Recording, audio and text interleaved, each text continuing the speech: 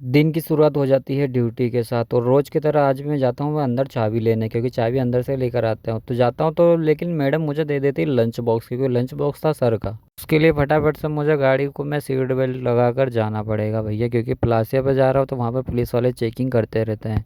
Seat belt लगाना भी बहुत ज़रूरी हो जाता है उस रूट पे। तो फटाफट से मैं निकलता हूँ, लेकिन उसके पहले एसी को थोड़ा ठीक करता हूँ, क्योंकि मैडम चलाते हैं तो एसी का टेम्परेचर थोड़ा बढ़ा देते हैं। लेकिन मुझे एसी थोड़ा ज़्यादा कूलिंग चाहिए थी तो मैं मेरे हिसाब से सेट करके मैं निकल जाता हूँ। और गाड़ी भी साफ़ करके लाता नहीं हूँ तो गाड़ी थोड़ी ज़्यादा ही धूल में रहती है, क्योंकि कल मैडम पार्टी में भी लेके गए थे रात को, इस वजह से गाड़ी थोड़ी ज़्यादा गंदी थी। तो आज मैं गाड़ी को बिना साफ़ किए आ जाता हूँ और यहाँ आने के बाद मैडम का फ़ोन भी आ जाता है, क्योंकि मैं अभी तक पहुंचा कि नहीं पहुंचा। लेकिन मैं अभी तक पहुंचा नहीं हूँ, क्योंकि मैं अभी आया हूँ और यहाँ आके मैं ऊपर चला जाता हूँ दूसरी मंजिल पर और देखकर आ भी जाता हूँ।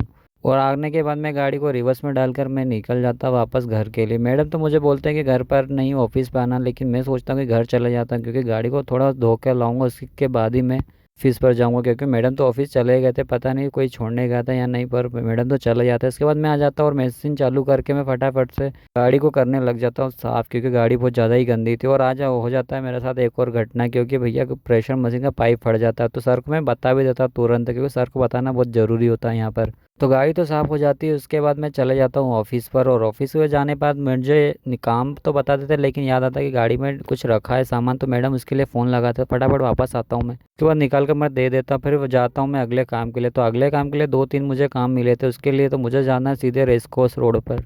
और आज रेसकोर्स रोड पर भीड़ नहीं है, क्योंकि कल यहाँ पर मैच था तो बहुत ज़्यादा ही भीड़ थी यहाँ पर। तो आज भीड़ नहीं है, क्योंकि आज कोई मैच नहीं है यहाँ पर।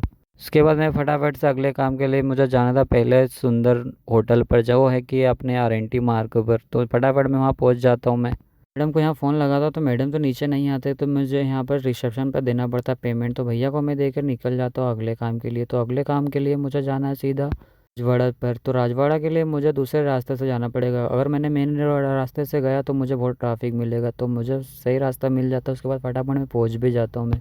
यहाँ पहुँचने के बाद मैं बोल देता जो मुझे सीट चाहिए थी, वो सीट तो यहाँ रहती नहीं, लेकिन मैडम को मैं व्हाट्सअप पर भेजता हूँ सीट, तो मैडम तो देखने में 1 घंटा लगा देती, क्योंकि मैडम को मैं हॉस्पिटल में छोड़ के आया था।